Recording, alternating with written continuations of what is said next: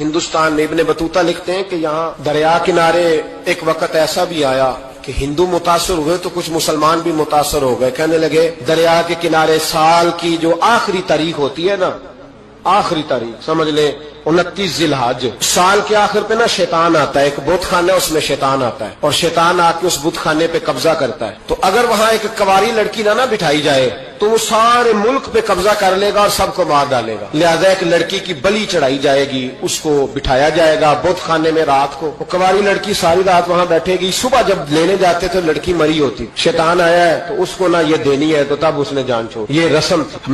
میں اکثر کہتا ہوں، ہمارے تو جو دروازے پہ بھیک لینے آتا ہے وہ بھی قسمت کا حال بتاتا ہے. جس کی اپنی قسمت خراب ہے کہ مانگتا پھر اپنی قسمت کا یہ حال ہے کہ در در کا بھکاری ہے، قسمت کے حال بتاتا ہے. اور کئی دفعہ سونا بھی ڈبل کر دیتے ہیں. وہ پتہ تب چلتا ہے جب سنگل بھی غائب ہو جاتا ہے. خدا کا خوف کریں، یہ قسمت کا حال بتائے گا جو روٹیاں مانگتا ہے. کچھ تو تھوڑا سا معیار زندگی بنائے. ہم مسلمان ہیں، ان کا بھی نظریہ بن گیا، مسلمان بھی اس نظریے کا شکار ہو گئے کہ جناب سال کے آخر میں ایک کواری لڑکی بٹھائیں گے ورنہ وہ سارے ہندوستان کو مار دے گا. ایک حافظ ابو البرکات رحمت اللہ علیہ نام کے بزرگ ہوتے تھے اور سلسلہ عالیہ چشتیہ کے شیخ بھی تھے. لیکن اللہ کی قدرت یہ تھی کہ ان کے چہرے پر داڑھی اور مونچھیں نہیں آئی. کچھ لوگوں کے نہیں نہ آتے بال، کیا کہتے ہیں ان کو؟ کھودے. وہ ہمارا ایک لفظ ہے، بولتے ہیں پنجابی میں. ان کے چہرے پہ داڑھی نہیں تھی. وہ بھی کبھی کبھی اس رستے گزرا کرتے تھے تو قریب ہی ایک بوڑھی اماں کا مکان تھا. تو اماں بڑی مہمان نواز تھی. اس نے دروازے پہ، اگرچہ بیوہ عورت تھی، ایک کی اس کی بیٹی تھی، دروازے پر اس نے مہمان خانہ بنایا ہوا تھا. آنے جانے والے کو کھانا کھلاتی، چائے پہ شوق تھا اس کا. وہ حافظ صاحب دن کے وقت وہاں آئے. اماں بڑا رو رہی تھی، کھانا بھی نہ ملا، چائے بھی نہ ملی. تو کہنے لگے میں تو اس رستے اس لیے آیا تھا کہ یہاں ٹھہروں گا، مہمان نوازی یہاں اچھی ہوتی ہے، ہوٹل تو ہوتے نہیں تو مہمانوں کو مہمان خانوں میں ٹھہرنا پڑتا تھا. تو اماں کدھر ہے؟ تو کہا اماں بڑی پریشان ہے. حافظ جی نے کوشش کی، نیک آدمی تھے، کہ اماں سے ملاقات ہو جائے. حافظ جی کا کمال یہ تھا کہ حافظ اتنے پکے تھے کہ ایک جگہ بیٹھ کر قرآن پاک شروع کرتے تھے اور وہی سارا ختم بھی کر دیا کرتے. اتنی پکی منزل کے حافظ تھے. تو حافظ ابو البرکات صاحب وہاں بیٹھے. وہ اماں کوئی بزرگ تھے حافظ صاحب، وہ اماں سے کسی طریقے ملاقات کی تو اماں ملتے ہی رونے لگی چیخے مار کے. اماں کیا ہوا؟ کہنے لگی حافظ جی ایک کی بیٹی ہے، خامن فوت ہو گیا تو میں نے نکاح نہیں کیا، ایک بیٹی کے نام ساری زندگی کر دی. یہاں نا اب بت خانے میں میری بیٹی کو بٹھایا جائے گا. کچھ مسلمانوں کے بھی ہمارے گاؤں کے نظریات کمزور ہو گئے. یہاں بچی کو بٹھایا جائے گا اور سویرے وہ مر جائے گی میری بیٹی. قرآن اندازی ہوئی ہے تو میری بیٹی کا نام نکلا ہے. اب بیٹی کو جانا ہی پڑے گا. یہ ہمارے ان کچھ علاقوں کا طریقہ ہے. حافظ جی کہنے لگے اماں تو اس طرح کر، میں لوگوں کو سمجھاتا ہوں کہ یہ غلط ہے، شریعت اس کو پسند نہیں کرتی. تو میرے ساتھ انہوں نے کہا یہ لوگ نہیں مانیں گے، بہت سارے ہندو بھی ہیں، بہت سارے مسلم بھی ہیں، تو گڈمنڈ ہو گئے نظریات، یہ تھوڑی مانیں گے.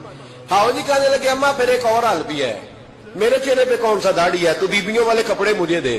آج میں بیٹھتا ہوں وہاں، دیکھتا ہوں کون سا شیطان آتا ہے. عقیدہ مضبوط ہو نا. اقبال کیا کہتے ہیں ارادے جن کے پختہ ہو، نظر جن کی خدا پر ہو، تلاطم خیز موجوں سے وہ گھبرایا نہیں کرتے. کہا مجھے دو کپڑے بیبیوں والے، میں بیٹھتا ہوں. اماں کہنے لگی وہ شیطان واقعی آتا ہے. آج تک جتنی بچیاں گئی ہیں سویرے مردہ ملی ہیں. بڑی سمجھنے والی بات ہے، غور کرنا. جتنی گئی ہیں ساری مردہ آئی ہیں. تو حافظ جی آپ کو جب وہ شیطان رات کو دیکھے گا نا، آپ آئے ہیں تو آپ کے تو وہ زیادہ ٹکڑے کرے گا کہ اس نے دھوکہ کیا، مرد ہو کے عورتوں کی جگہ پہ آیا. آپ نہ جائیں. حافظ جی کہنے لگے ٹکڑے میرے ہونے ہیں نا، آپ فکر نہ کریں.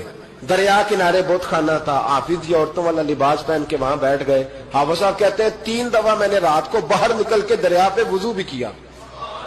ساری رات میں نے قرآن پاک پڑھا اور جب فجر کا وقت ہوا تو باہر نکل کے میں نے اذان پڑھی. لوگ آئے تو میں نے جماعت کرائی. اور فرماتے ہندو مسلمانوں سب کو بلا کے میں نے کہا کہ اگر آج کے بعد شیطان نہ آئے تو ہندو کلمہ پڑھتے ہو سارے؟ انہوں نے کہا جی پڑھتے ہیں. فرمایا لو پھر میں بالکل صحیح سلامت آ گیا، کوئی شیطان نہیں آیا. کہتے سب ٹھیک ہو گیا. اب لوگ کہنے لگے حافظ جی بات تو آپ کی ٹھیک ہے پر وہ بی بی کیسے مر جاتی تھی؟ جس کو ہم رات کو بٹھاتے تھے سویرے مردہ ملتی تھی تو اس کو کون مارتا تھا اگر شیطان نہیں آتا؟ حافظ جی سمجھانے لگے کہ شیطان وسوسہ دیتا ہے پر زندگی موت اس کے ہاتھ میں. وسوسہ دیتا ہے، جتنی اس کو گنجائش ہے وہ کرتا ہے. کہا پھر وہ بی بی کیسے مرتی تھی؟ تو حافظ جی نے ایک بہت بڑی بات سمجھائی. کہنے لگے اصل بات یہ جس آدمی کو پتا ہونا میں نے سویرے مر جانا ہے وہ ڈر سے مر جاتا ہے.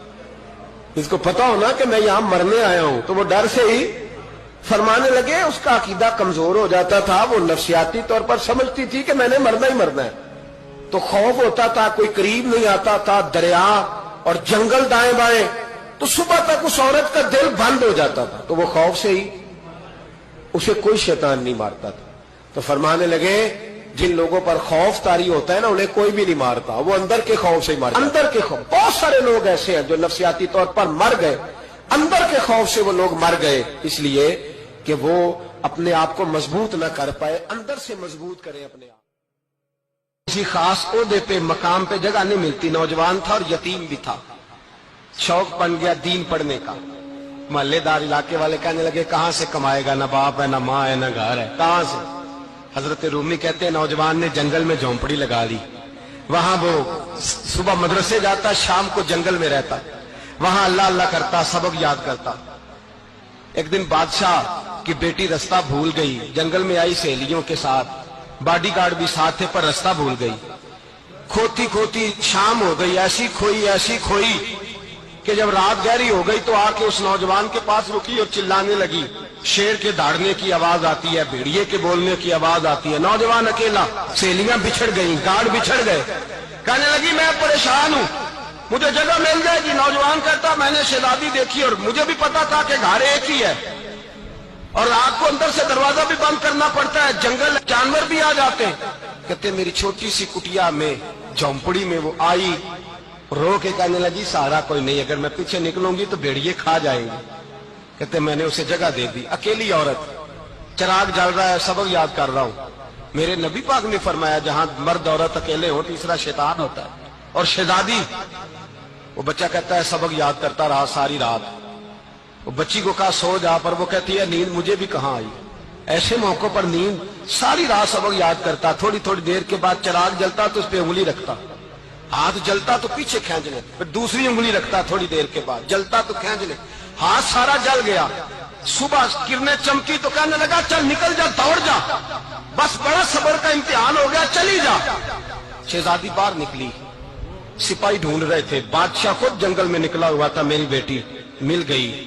بادشاہ تنہائی میں جا کے کہنے لگا بیٹا میں دنیا کو بتاؤں گا کہ میری بیٹی کھوئی نہیں تھی, سپاہی ساتھ ہی تھے. یہ بڑا مشکل ہوتا ہے, بیٹی تو بھول کے بھی رات کہیں رہ پڑے تو لوگ جینے نہیں دیتے, تو بیٹا مشکل ہو جائے گا میرے لیے. کہاں تھی؟ اس نے کہا نیک نوجوان کے پاس. اس نے کہا بیٹا میں تو تیری بات مانوں گا پر دنیا نہیں مانے گی. اگر اس نوجوان نے کسی کو بتا دیا کہ تو اس کے پاس تھی تو پھر لوگ میرا جینا محال کر دیں گے. بیٹا میں مر جاؤں گا, میری مجبوری یہ ہے کہ وہ کہیں راز نہ اگل دے وہ نوجوان, اسے قتل کرنا پڑے گا. عورت نے منتیں کی, اس بیٹی نے کہا میرے موسم کو مارو گے, روئی.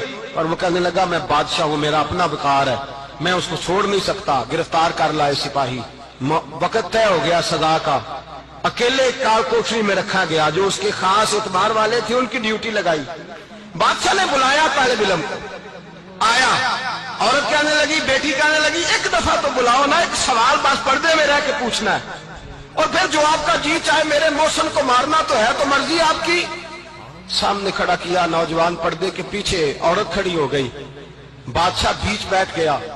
بی بی کہنے لگی ساری رات بیدار میں بھی رہی, سویا تو بھی نہیں. وہ جو تو چراغ کے قریب ہاتھ لگا کے جلاتا تھا وہ سمجھ نہیں آئی. نوجوان رو پڑا, کہنے لگا کیا کروں, میں نے رسول اللہ کا دین پڑھا ہے, کیا کروں, میں نے حضور کا دین پڑھا ہے. میں نے پڑھا ہے کہ زانی کو سب سے نیچے دوزخ کے سب سے نچلے درجے میں جلایا جائے, اسے جہنمیوں کا پیپ اور ریشہ پلایا جائے, گند کھلایا جائے. یہ روایتیں پڑھی ہوئی تھی. تھوڑی تھوڑی دیر کے بعد شیطان مجھے کہتا تھا بدکاری کر لے. میں اپنا ہاتھ, اسی وقت جب شیطان مشورہ دیتا تو میں آگ پہ کرتا, میں کہتا اگر یہ برداشت ہو گئی تو وہ بھی ہو جائے گی. جب ہاتھ جلتا تو میں سمجھ جاتا نہیں تجھ سے تو یہ نہیں برداشت ہوتی تو وہ کیسے ہوگی. پھر مجھے شیطان مشورہ دیتا کوئی دیکھ نہیں رہا, تو بلانے نہیں گیا, خود آئی, میں دوسری انگلی لگا دیتا. میں نے ہاتھ جلایا اور میں سمجھ گیا جب چھوٹے سے چراغ کی اتنی سی شمع کی آگ نہیں برداشت ہوتی تو دوزخ کی کیسے برداشت ہوگی. کہتا میں باز آیا. بادشاہ نے یہ کہانی سنی, لفظ سنے تو چیخ مار کے رویا. کہنے لگا طالب علم تو میرے نبی کا سچا غلام ہے, اور میرے رسول کے جو سچے غلام ہوتے ہیں انہیں پھانسیاں نہیں دی جاتی, انہیں تخت پہ بٹھایا جاتا ہے. اب تجھے سزا نہیں ہوگی بلکہ میں اپنی بیٹی کا نکاح تیرے ساتھ کروں گا, اور میرے بعد اس سلطنت کا بادشاہ بھی تو ہی بنے گا. اب وہ نوجوان وہاں نعرے لگا رہا ہے، کہتا لوگوں تم مجھے کہتے تھے دین سے کیا ملتا ہے، دین سے تو اللہ تخت و تاج بھی عطا فرما دیتا ہے۔ اگر نوجوان شرم و حیا والے بن کے رہے اللہ ساری عزتیں دے دے گا۔ دیکھیں نا اللہ کے فضل سے عزت ملتی ہے، اور جب کوئی عزت داروں جیسا کام ہی نہ کرے۔ ایک بات اور عرض کرنی ہے پر وقت تھوڑا رہ گیا۔ جوانوں، جس سینے میں دل ہوتا ہے وہ دھڑکتا بھی ہے، لیکن تجھے پتہ نہیں کہ یہ کسی ماں کا بیٹا ہے، پتہ نہیں کسی بیوی کا شوہر ہے۔ ایک ہمارے دوست ہیں، بزرگ ہیں، ان کا داماد فوت ہو گیا، نشہ کرتا تھا، تو میں تعزیت کرنے ان کے گھر پہنچا تو کھڑے ہو گئے ہاتھ باندھ کے، کہنے لگے حضرت صاحب باقی ساریاں گلاں چھڑ دیو، صرف نشے تے تقریر کریا کرو۔ وہ جب جیتا تھا تو تب بھی اس کے بچے یتیم ہی تھے، یتیم ہی تھے۔ میری بیٹی جب میرے گھر آتی تھی اور میں اپنے پوتوں کے اترے کپڑے اسے پہننے کو دیتا تھا تو میرا کلیجہ پھٹتا تھا، اور میری بیٹی اس کی زندگی میں بھی بیوہ کی زندگی گزار رہی تھی۔ وہ میری بہوؤں کے اترے ہوئے کپڑے پہنتی تھی، کوئی دعا کرو، کوئی جلسے کرو، یہ لت ختم ہو جائے۔ اور کہنے لگا اب میرے وہ چلا تو گیا ہے، دادا دادی اس کے پہلے کوئی نہیں، چچا ہے کوئی نہیں، جب تک تو میں زندہ ہوں ان نواسوں کو کوئی روٹی کا لقمہ، کوئی کپڑا مل جائے گا، لیکن سوچتا ہوں میں بوڑھا ہوں، مر گیا تو ان کو کوئی پوچھے گا بھی نہیں، کون ان کی خبر۔ اتنا ظلم اس قوم سے، اتنی زیادتی، اور آرام سے لکھ کر لوگ گزر گئے کہ یہ 70 لاکھ ہے، ان کا درد تو سمجھو، تکلیف تو سمجھو۔ 7 فٹ کا سونا جوان اور نشے کا عادی ہے تو کسی نالی میں پڑا ہوا ہے۔ اور میں نے کہا اس قوم کے ساتھ اس سے بڑا بھیانک مذاق کیا ہوگا۔ کوئی دانشور تھا بڑا ظالم، اس ظالم سے کوئی مشورہ لینے آیا، اس نے آ کے کہا تو بڑا ظالم ہے، بڑے کڑوے مشورے دیتا ہے، میرا ایک دشمن ہے، میں اس سے بدلہ لینا چاہتا ہوں، میرا دل کرتا ہے اس کا بچہ قتل کر دوں تاکہ وہ تڑپے۔ تو ظالم نے کہا اسے قتل نہ کر، وہ تو اس کا باپ 2-4 مہینے رو کے چپ کر جائے گا، پھر میں سخت سزا دینا چاہتا ہوں، مشورہ دے۔ تو اس نے کہا اس کے بچے کو نشے پہ لگا دے، جس کا بچہ نشہ کرے گا وہ باپ روز مرے گا، روز جیے گا، وہ ماں روز مرے جیے گی، نشے پہ لگا دے۔ اس قوم کے ساتھ سب سے بڑا ظلم یہ ہوا کہ ملت کا جوان نشے پہ لگ گیا، ڈرگز پہ لگ گیا، اتنے تباہ حالات ہوئے کہ جوان چڑھتی جوانیاں، اماں نے کتاب دے کے بھیجا تھا، اور کالج سے واپس آئے تو نشے کے ٹیکے ہاتھوں میں پکڑے ہوئے، ٹیکے۔ اور آپ کے اس ملک کے اسلام آباد میں ایک دن میڈیا نے وہ خبر بھی وائرل کی اور وہ چیز بھی دکھائی لوگوں کو، 3 مہینے کا بچہ لے کے نشئی سڑک پہ آ گیا، اس نے کہا میرا نشہ ختم ہو گیا، میرا بچہ خرید لو، 2 پڑیاں دے دو۔ تو وہاں بیبیاں جو سن رہی تھی وہ بھی چیخے مار کے رو رہی تھی۔ یہ ظلم کیا اس قوم کے ساتھ، اور کرپشن کی لعنت نے اجازت دی سپلائی کرنے والوں کو کہ گلی گلی بھیجے، گلی گلی۔ انہوں نے کچھ تھوڑا ظلم نہیں کیا ان حکمرانوں نے، اور ہماری اپوزیشن اس کو نہ صرف اتنا پتا ہے کہ یہ جائیں اور ہم آئیں، اس سے زیادہ کوئی غرض نہیں۔ بھائی کرپشن کے خلاف نکلے ہو تم، نشے کے خلاف کس دن نکلو گے؟ جوئے کے خلاف کس دن؟ قوم تو مر رہی ہے نشے سے، اس کے خلاف میدان میں کب آؤ گے؟ صرف اتنا ہے کہ یہ جائیں اور ہماری باری آئے، اس سے زیادہ کچھ نہیں۔ جتنے مجرم وہ ہیں اتنے ہی تم بنتے جا رہے ہو، اس لیے کہ اصل بات پر نہ وہ آتے ہیں اور نہ اصل بات پر یہ آتے۔ بھائیو، میرے نبی پاک صلی اللہ تعالی علیہ وسلم، اور ایک اور تماشا ہے، یہ میرے پہ اللہ کا یہ احسان رہا، اس لیے نہیں کہ میں پرہیزگار آدمی ہوں، نیک ہوں، اس لیے نہیں، ویسے ہی اللہ بعض اوقات اسباب بناتا ہے، سبب بناتا ہے۔ مجھے نہ شراب کے رنگ کا پتہ ہے، نہ اس کی خوشبو کا پتہ ہے، نہ میں نے کبھی زندگی میں دیکھی ہے، یہ کرم ہے میرے حضرت صاحب کا، میں نے نہیں دیکھی، مجھے نہیں پتا کیسی ہوتی ہے، کچھ باتیں میں نے سنی ہیں۔ ایک محفل میں میں بیٹھا تھا مجلس میں، تو ایک شخص نے کہا کھانسی نہیں جاتی بچے کی، دوسرا اس کو مشورہ دے رہا ہے، کھانسی نہیں جاتی، بڑی دوائی دیسی بھی فلاں بھی بڑی کھائی، مشورہ دیا اس کو کہ تو اس طرح کر، اس کو نا شراب کے 2-4 چمچے پلاؤ، کہتے ہیں جی اس کو نا یہ پلاؤ تو صحیح ہو جائے گی۔ تو میں نے پلٹ کے اس کی طرف